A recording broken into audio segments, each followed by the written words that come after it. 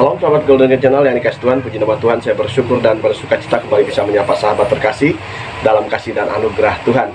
Sahabat terkasih, saya selalu berharap dan berdoa agar sahabat senantiasa dalam keadaan baik dan sehat dan senantiasa diberkati oleh Tuhan. Sahabat terkasih, saat ini kita akan membahas mengenai topik yang cukup menarik ya. Kenapa orang Kristen tidak mengakui Muhammad sebagai Nabi, sementara orang Islam ataupun orang Muslim mengakui Isa Al-Masih sebagai Nabi. Nah, ya, saya kasih Tuhan untuk pembahasan ini. Mari kita akan lihat pembahasannya yang akan disampaikan oleh hambanya Pendeta Dr. Bambang Nursena berikut ini. Mari kita akan saksikan bersama-sama. Umat Islam mengakui Isa sebagai Nabi, tetapi sebaliknya mengapa umat Kristen tidak mengakui Muhammad sebagai Nabi? Oh, jadi artinya itu kenapa kita toleran tidak kalau toleransi kita ya dikit-dikit lah, mereka kita ngakui. Kenapa kita tidak mengakui gitu? Saya kira ini sulit ya, sulitnya begini. Saya pernah diskusi sama Profesor Mun'im Siri. Dia mengatakan begini, sebetulnya kalau mau imbang, kalau orang Kristen dituntut mengakui kenabian Muhammad dalam pengertian apa? Finalitas risalah, finalitas pewahyuan itu adalah Nabi Muhammad sebagai kata menabiyin, Nabi yang terakhir. Seharusnya orang Kristen mengakui dong. Kami kan sudah mengakui Isa, mengakui Nabi Isa sebagai Nabi. Kenapa orang tidak mengakui Muhammad sebagai Nabi, kan itu kan? Ini persoalannya bukan persoalan take and give gitu ya. Persoalannya tidak semudah itu, karena begini, makna kenabian sendiri itu belum clear dalam Islam dan Kristen. Apa maknanya Nabi? Biasanya misalnya di dalam Islam itu ya, semua tokoh-tokoh mulai dari manusia pertama itu disebut Nabi. Nabi Adam alaihissalam, Nabi Idris, Nabi Hud, Nabi Soleh, Nabi Ibrahim, Nabi Ishak, Nabi Ismail, kan gitu kan? Semua disebut Nabi, dan Nabi itu juga adalah Rasul. Karena kalau definisi Islam itu, Nabi itu adalah setiap orang yang menerima wahyu dari Allah tapi tidak wajib menyampaikannya kepada umat. Kalau Rasul itu adalah menerima wahyu dari Allah dan wajib menyampaikannya kepada umat. Jadi dengan kata lain, seorang Rasul itu pasti Nabi, tapi seorang Nabi belum tentu Rasul. Definisi ini kan definisi Islam. Kristen tidak mengenal konsep kenabian seperti itu. Adam nggak pernah disebut Nabi, Nuh tidak pernah disebut Nabi, Lot tidak pernah disebut Nabi. Jadi kenabian dalam pandangan Yahudi dan Kristen di satu pihak itu berbeda dengan pandangan Islam di pihak lain. Memang Abraham disebut Nabi, tetapi maknanya bukan kenabian dalam konteks yang dipahami secara menyeluruh. Abraham lebih sering disebut sebagai bapak bangsa, patriark. Bukan Nabi dalam pengertian seperti Nabi Samuel, Nabi Yosua, tidak seperti begitu juga Daud. Daud disebut Nabi dalam makna yang tidak sama dengan misalnya Nabi-Nabi besar, Nabi-Nabi kecil, tidak sama dengan itu. Itu masih memerlukan pembahasan tersendiri. Kemudian yang kedua, soal finalitas pewahyuan. Muhammad adalah kataman Nabi, Nabi terakhir. Coba kita baca di Ibrani pasal 1, Ibrani pasal 1. Di sini jelas sekali ini posisi teologis Kristen mengenai apa yang disebut doktrin kenabian. Pasal 1 ayat 1 sampai dengan ayat 2. Tolong yang mendapatkannya bisa dibaca. Ibrani 1 ayat 1 sampai 2. Allah berfirman dengan perantaraan anaknya. Setelah pada zaman dahulu Allah berulang kali dan dalam berbagai cara berbicara kepada nenek moyang kita dengan perantara nabi-nabi, maka pada zaman akhir ini Ia telah berbicara kepada kita dengan perantaraan anaknya yang telah Ia tetapkan sebagai yang berhak menerima segala yang ada. Oleh Dia Allah telah menjadikan alam semesta. Jadi ini jelas bahwa ini pandangan Kristen.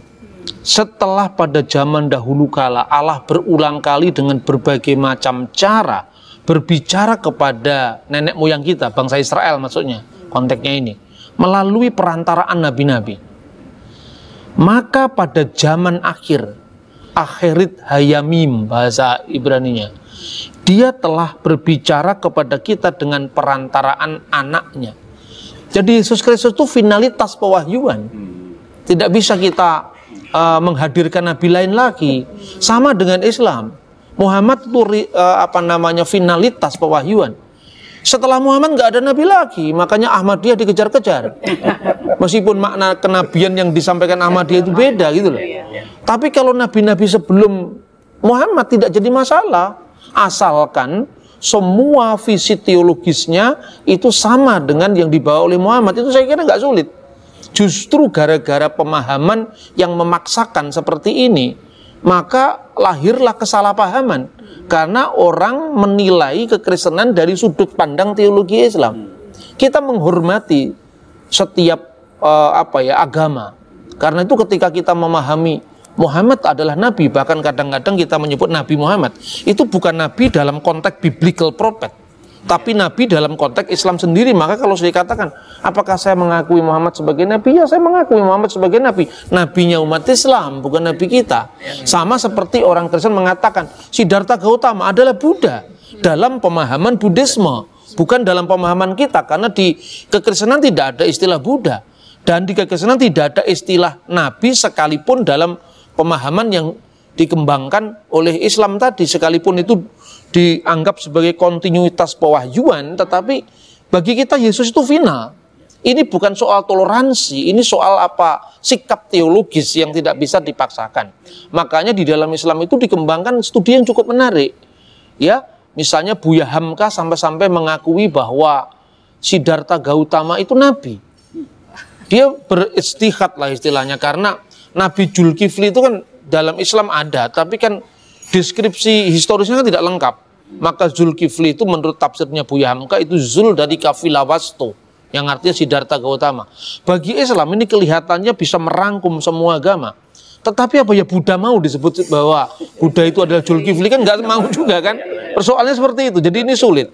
Sulit dalam pengertian teologis, tapi tidak akan membuat kita tidak menghormati orang Islam, tidak menghormati orang Buddha. Posisi teologis kita harus harus jelas. Kemudian pada ayat 2 tadi kan dikatakan, pada zaman yang terakhir ini atau pada zaman akhir ini ia telah berbicara kepada kita melalui anaknya.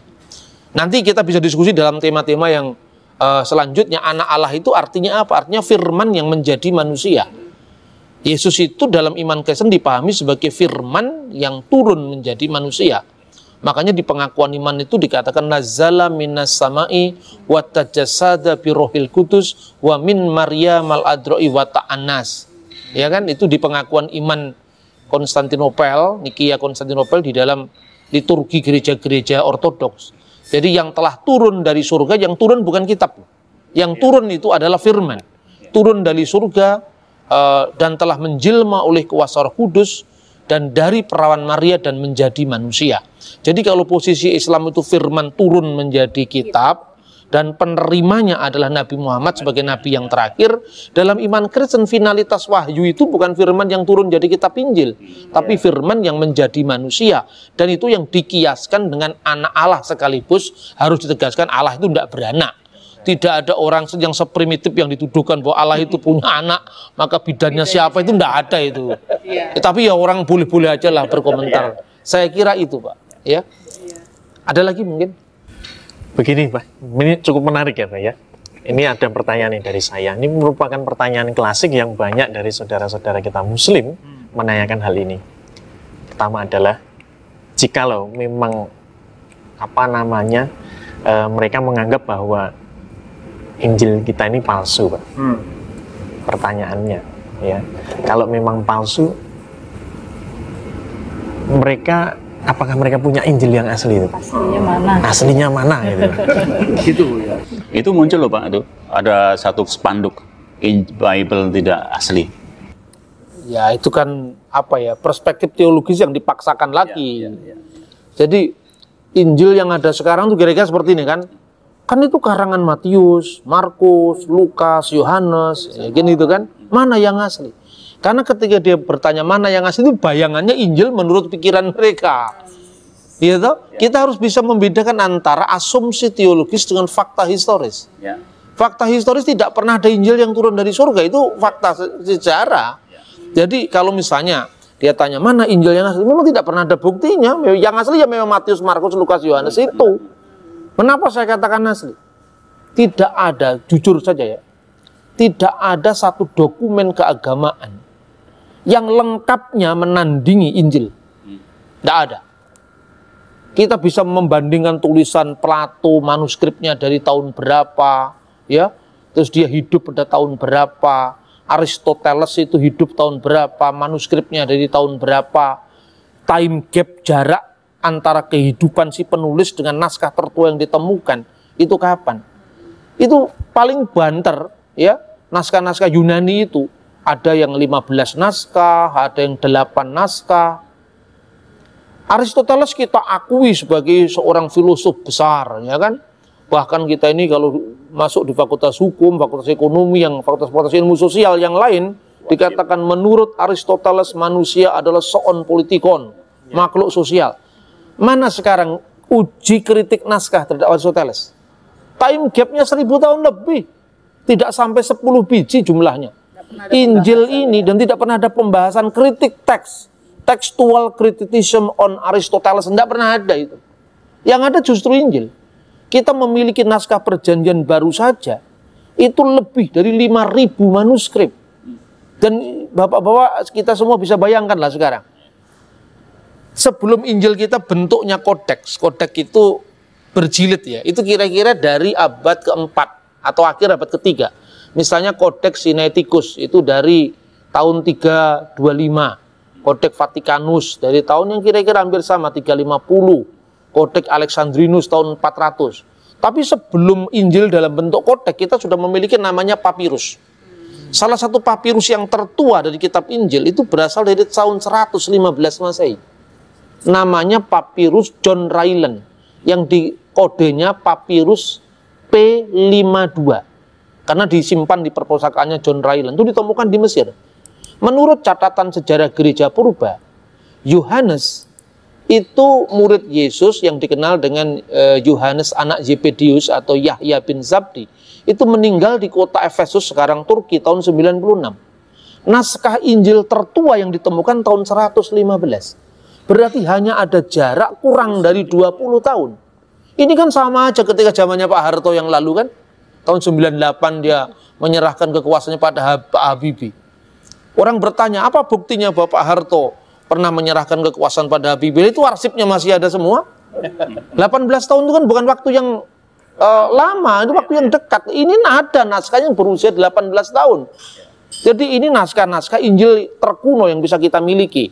Kemudian P52 lalu P66 itu kira-kira dari tahun 120-an atau 125 Masehi. Berjarak kurang dari 30 tahun. Perjanjian baru yang lain ada yang lebih tua lagi. Menurut uji karbon dari Profesor Kim, dia seorang ahli papirus ya. Dia meneliti dari hasil uji karbon itu kira-kira baru tahun 2000-an beliau lakukan itu. Sorry, di bawah tahun 2000. Dia lakukan itu, dia mengatakan bahwa ada naskah yang namanya P46, itu isinya 10 surat-surat Paulus. Itu berasal dari tahun 85 Masehi. Nah kalau kita belajar selama ini misalnya dengan Novum Testamentum Greek ya, edisi kritis kitab suci, itu baru ditentukan abadnya. Karena itu memakai hasil uji karbon di awal abad 20 atau 21 awal ini terbaru, hanya berjarak belasan tahun dari kehidupan Paulus.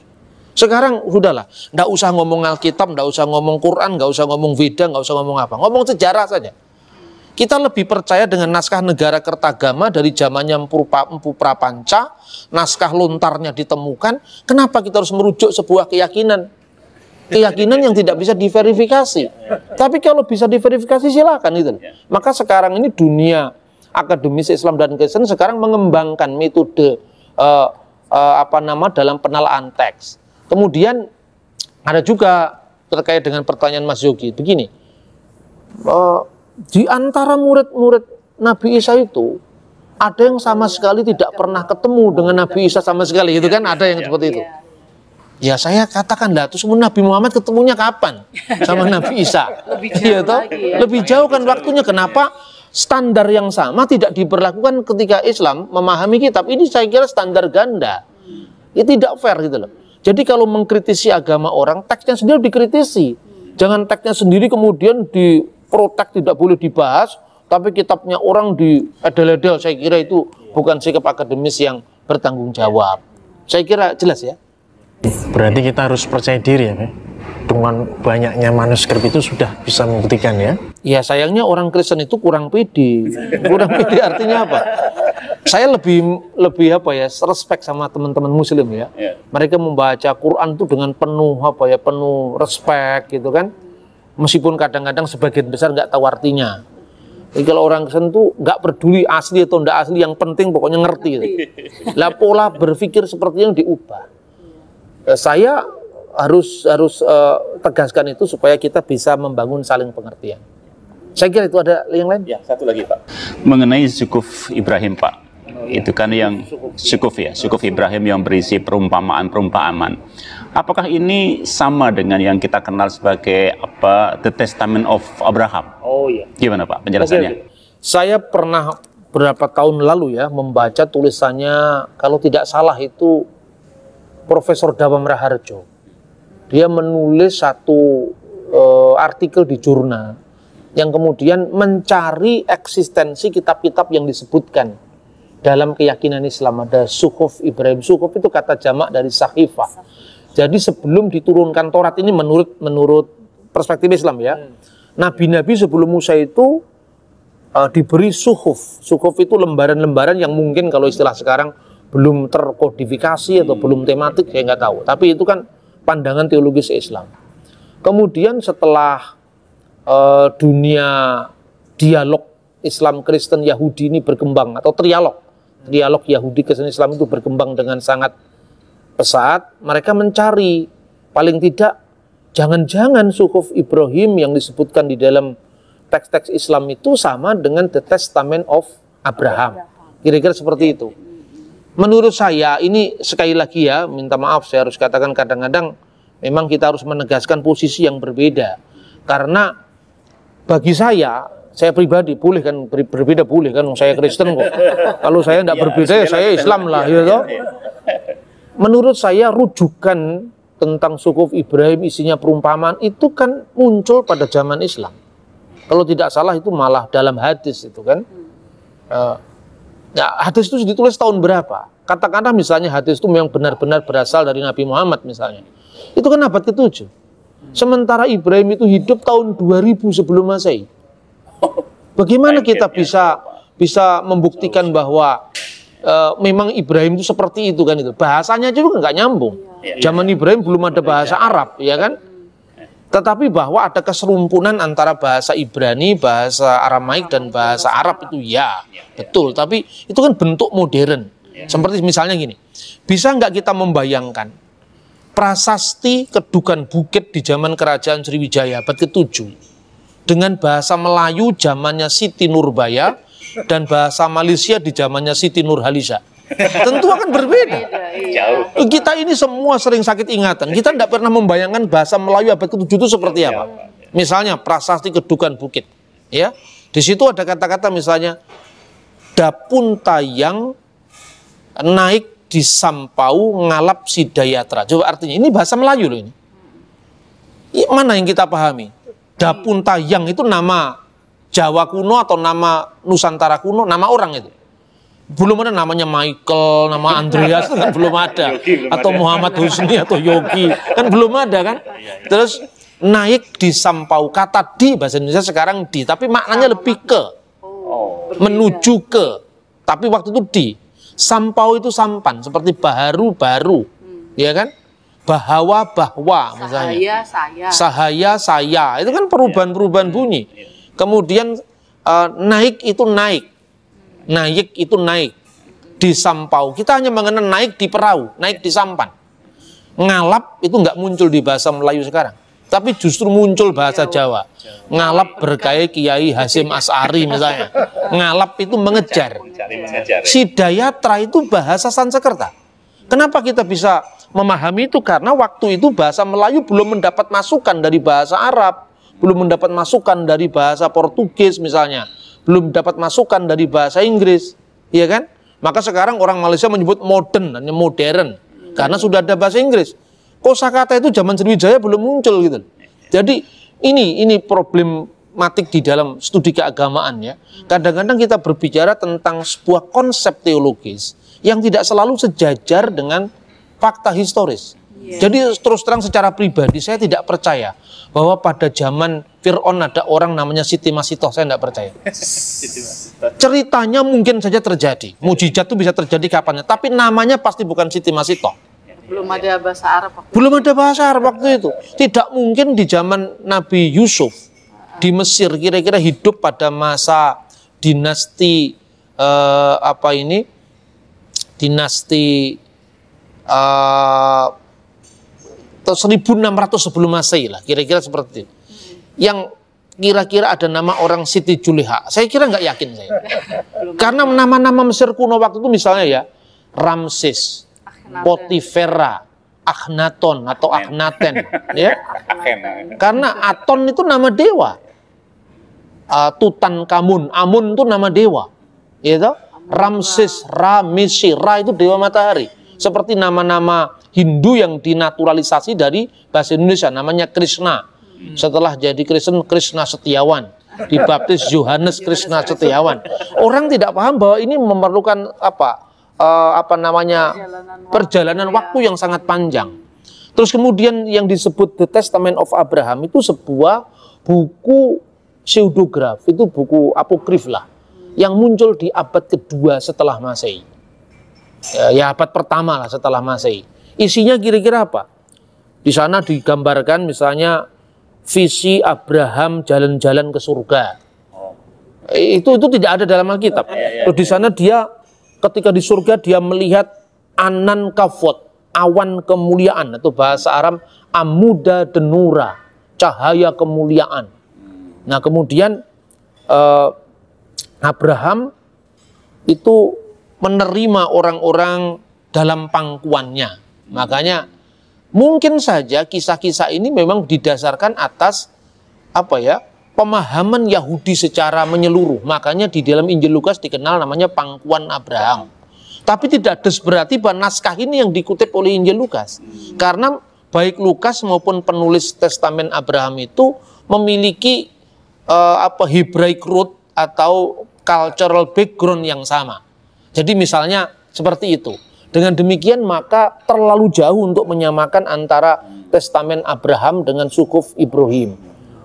Meskipun Pak Dawam pernah menulis itu kalau tidak salah, dan itu menarik saja, tetapi artinya mesti ada banyak pembuktian yang dilakukan dulu, apalagi istilah Sukuf itu dikenal di dalam konteks Yahudi Kristen. Mungkin Sefer, kalau Sefer itu kitab.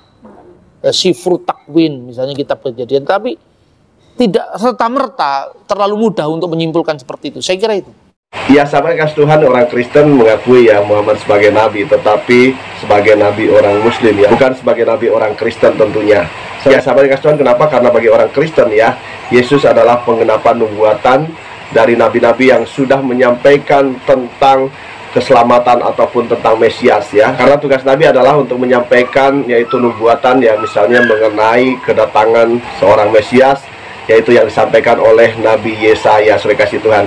Oleh karena itu, saudara kasih Tuhan, orang Kristen tentunya tidak mengakui ya Muhammad sebagai nabi. Karena apa? Karena Yesus adalah penggenapan dari nubuatan nabi-nabi.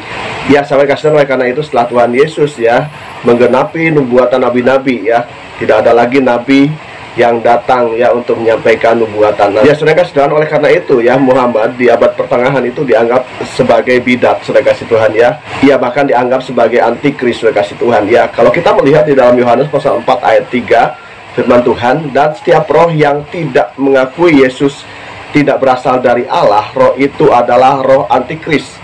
Dan tentang dia telah kamu dengar bahwa ia akan datang, dan sekarang ini ya sudah ada di dalam dunia. Ya, saudara kasih Tuhan, siapa yang tidak mengakui Yesus sebagai Tuhan itu adalah antikris. Dan hal ini juga tentunya yang menjadi alasan kenapa orang Kristen tidak mengakui Muhammad sebagai nabi, saudara kasih Tuhan ya. Karena setiap orang yang tidak mengakui Tuhan Yesus sebagai Tuhan dan Juru Selamat itu adalah antikris.